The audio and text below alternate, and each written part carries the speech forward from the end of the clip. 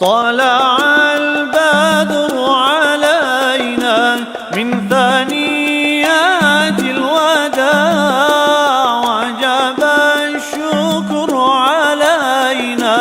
ما دعا لله داع طلع البدر علينا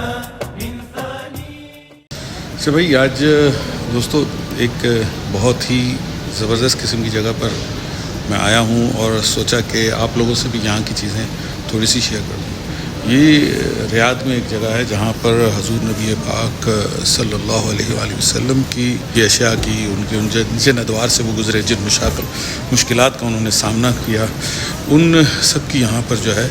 نمائش کی گئی ہے. اچھا دوستو، یہ جو آپ کو سامنے یہ جو اس وقت ایک نقشہ نظر آ رہا ہے، اس میں آپ کو دو رنگوں کی لائنیں نظر آ رہی ہیں، ایک پیلے رنگ کی اور ایک بھورے رنگ کی. یہ وہ رستہ ہے جو حضور نبی پاک صلی اللہ علیہ وسلم نے مدینہ کی طرف ہجرت کرتے ہوئے اختیار کیا. ان میں سے ایک رستہ. اچھا، جو نیلے رنگ کا جو رستہ ہے، جو نیلے رنگ کی لائن ہے جس رستے کا اشارہ کر رہی ہے، یہ وہ رستہ ہے جو معمول کے مطابق استعمال کیا جاتا تھا. اور جو بھورے رنگ کا رستہ ہے جو نقشہ دکھائی دے رہا ہے، یہ وہ رستہ ہے، یا جو براؤن کلر ہے، یہ وہ رستہ ہے جو حضور نبی پاک صلی اللہ علیہ وآلہ وسلم نے ہجرت کے دوران اختیار کیا. اچھا، آپ صلی اللہ علیہ وآلہ وسلم کی مدینہ پاک کی ہجرت کے لیے وہ راستہ آپ نے جو اختیار کیا، یہ معمول کے راستے سے بالکل الٹ تھا. یعنی کہ یہ یمن جانے والا رستہ جو مکہ مکرمہ کے جنوب میں واقع ہے. آپ صلی اللہ علیہ وسلم نے اس راستے پر کوئی 5 میل کا فاصلہ طے کیا اور اس پہاڑ کے دامن پہ پہنچے جسے ہم غار ثور یا ثور کے نام سے جانتے ہیں، جس میں اوپر غار ثور ہے جہاں پر آپ نبی پاک صلی اللہ علیہ وسلم نے قیام کیا. یہ ایسا ایک پہاڑ ہے، اگر آپ میں سے کچھ لوگ وہاں جا چکے ہوں گے کہ اس کی چڑھائی بہت مشکل ہے، اور وہاں پر اوپر حضور نبی پاک صلی اللہ علیہ وسلم نے اس غار میں قیام کیا جب ان کے پیچھے کفار تھے. اس سے پہلے جب رسول پاک صلی اللہ علیہ وسلم حضرت ابوبکر صدیق رضی اللہ تعالیٰ عنہ نے مدینے کے لیے نکلنے کا ارادہ فرمایا، تو انہوں نے ایک شخص تھا جس کا نام تھا عبداللہ بن اریق، اور اس سے جو یعنی کہ جو صحرائی راستوں اور کا ماہر تھا، اس سے پہلے ہی اجرت طے کر لی گئی کہ مدینہ پہنچنے کا جو ہے وہ اس طرح کا معاملہ ہے، اور اس کے ساتھ تمام چیزیں طے کر دی گئیں، اور اس نے رازداری برتنے کی بھی جو ہے اطمینان جو ہے انہوں نے اس نے دیا. حتیٰ کہ وہ شخص جو ہے نا ابھی قریش کے دین پر ہی معمول تھا، اور اس نے اس سے یہ بھی طے کیا کہ وہ اتنے دنوں کے بعد سواریاں لے کر غار ثور کے پاس پہنچ جائے گا. اور اسی طرح جب کچھ دن گزر گئے تو وہ سواریاں لے کے وہاں پہنچ گیا. اس کے بعد رسول اللہ صلی اللہ علیہ وسلم نے اور ابوبکر صدیق رضی اللہ تعالیٰ نے جو ہے کوچ فرمایا وہاں سے. عامرہ بن فہیرہ بھی ان کے ساتھ تھے. اس نئے اور مختلف راستے کو جاننے والے عبداللہ جن کے ساتھ یہ معاملہ طے ہوا نے سب سے پہلے ساحل کی طرف کا راستہ اختیار کیا. غار سے روانہ ہو کر اس نے سب سے پہلے یمن کی طرف یعنی اس کی طرف رخ کی طرف چلا، اور جنوب کے سمت یعنی کہ جنوب میں خوب دور تک لے گیا، اور غار سے روانہ ہو اس کے بعد پھر مغرب کی طرف مڑ گیا اور ساحل سمندر کا رخ کیا. تو یہ ایک بہت بڑی ڈائیورژن ہے جو اس نقشے میں آپ دیکھ سکتے ہیں کہ نظر بھی آ رہی ہے. پھر ایک رستے پر پہنچا جس سے عام لوگ واقف نہ تھے، جیسے کہ میں نے آپ کو پہلے بتایا یہ معمول کا راستہ نہ ہے، اور اس کے بعد وہ شمال کی طرف مڑ گیا. یہ راستہ ساحل بحر احمر یعنی کہ ریڈ سی کی طرف کے قریب ہی تھا، اور اس پر شاذ و نادر ہی کوئی شخص سفر کرتا تھا یا کوئی چلتا تھا. اس سفر میں دو ایسے تو کئی واقعات ہیں جو پیش آئے، لیکن ان میں سے 2 بڑے قابل ذکر واقعات ہیں. ان میں ایک جو ہے آپ کا گزر جو معبد کے جس کا آپ نقشے میں آپ نظر آ رہے ہیں، معبد کا خیمہ، تو اس سے جو آپ کا گزر ہوا، اور اس کا فاصلہ جو ہے وہ مکہ مکرمہ سے تقریباً کوئی 130 کلومیٹر ہے. معبد جو ہیں وہ ایک نمایاں اور توانا خاتون تھی، اور وہ ہمیشہ اپنے صحن کے پہ بیٹھی ہوتی تھی، اور جو بھی کوئی وہاں سے گزرتا تھا، کوئی شخص جس کو کسی مدد کی ضرورت ہوتی تھی یا بھوکا ہوتا تھا، تو اس کو کھانا کھلانا اور ان کی مدد کرنا یہ ان کی عادات میں شامل تھا. تو جب آپ ان کے قریب سے گزرے تو آپ صلی اللہ علیہ وسلم نے ان سے پوچھا کہ آپ کے پاس کچھ ہے؟ بولی اس وقت کہ واللہ ہمارے پاس کچھ ہوتا تو آپ لوگوں کی میزبانی میں کبھی تنگی نہ کرتی. بکریاں بھی ان کی جو ہیں وہ شوہر لے کے گئے ہوئے تھے اور کہا کہ وہ دور دراز ہیں، اور کیونکہ قحط کا زمانہ تھا اس وجہ سے بکریوں کو بہت دور لے جانا پڑتا تھا چروانے کے لیے. تو اسی وقت حضور نبی پاک صلی اللہ علیہ وسلم کی جو ہے نظر جو ہے خیمے کے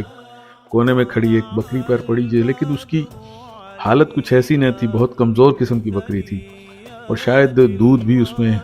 تھا بھی یا نہیں. تو فرمایا مبابت یہ انہوں نے فرمایا کہ یہ آپ صلی اللہ علیہ وسلم نے فرمایا کہ یہ کیسی بکری ہے؟ بولی اس کمزوری نے یہ اتنی کمزور ہے کہ ریوڑ کے ساتھ بھی نہ جا سکی، اس وجہ سے یہاں پر ہے. یعنی کہ بہت کمزور بکری تھی.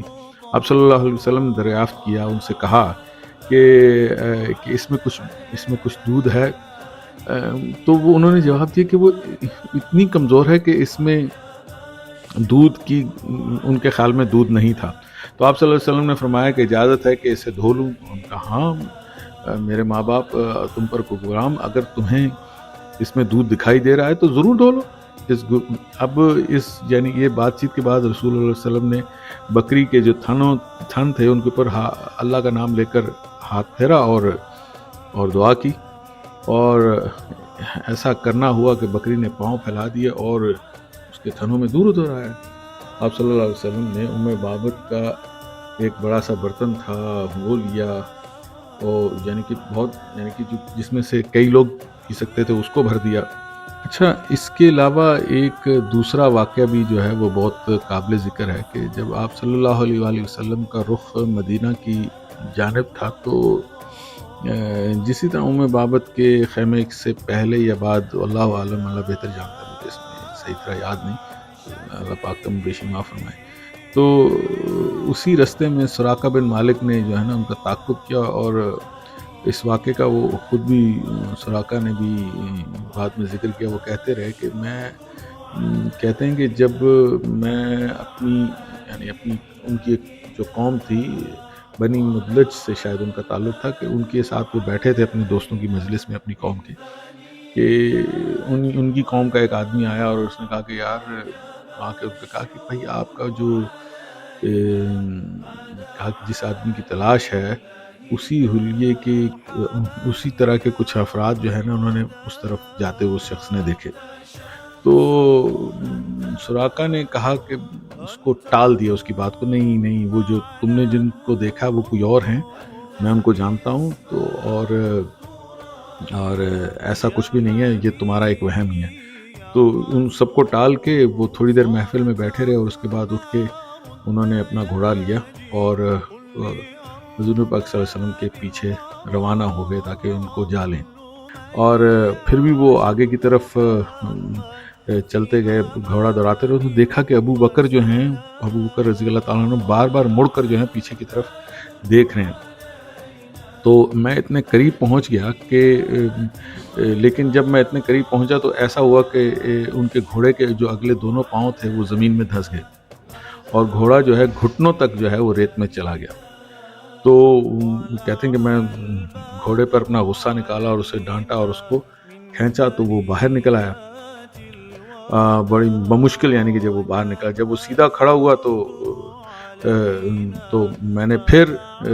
جو ہے تیر نکالنے کی کوشش کی اور آزمانے کی کوشش کی، لیکن پھر بھی تیر کی بن نہ پائی. تو اتنی دیر میں وہ دوبارہ گھوڑے پر روانہ ہوئے اور انہوں نے اشارہ کیا تو حضور پاک صلی اللہ علیہ وسلم نے اجازت دی تو وہ قریب پہنچ گئے. تو اور اب اس وقت تک ان کو احساس ہو چکا تھا کہ حضور پاک صلی اللہ علیہ وسلم کے ساتھ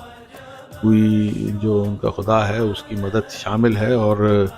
یہ کوئی عام شخص نہیں ہے. تو انہوں نے جا کے ان کے قریب اپنے عزائم سے آگاہ کیا اور کہا کہ بھائی میں تو اس عزم سے آیا ہوں کیونکہ آپ کی قوم نے آپ کے لیے انعام رکھا ہے،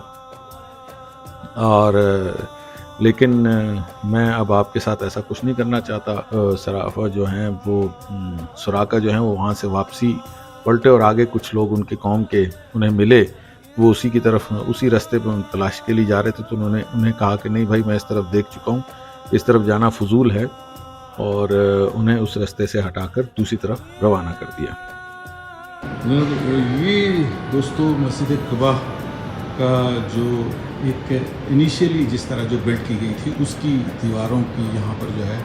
وہ تعمیر کی گئی ہے، ان کو دکھایا گیا ہے کہ وہ کیسے تھی. اور ابتدائی طور پر جو ہے اس میں صرف یہ ایک قسم کا سامنے کا ایک محراب تھا اور ایک چھوٹا سا صحن تھا، اور ایک جو ہے مینار بھی شاید اس کے اوپر چھوٹا سا ایک تعمیر کیا گیا تھا. اس طرح کے آپ اوپر دیکھ سکتے ہیں، یہ اس طرح کا ایک مینار تھا اس کے اوپر. اور یہ آپ یہ دیکھیے اس کے اوپر ایک قبا ماسک کے بارے میں یہ تاریخ یہاں پر بتائی گئی ہے. مرحبا يا خير دار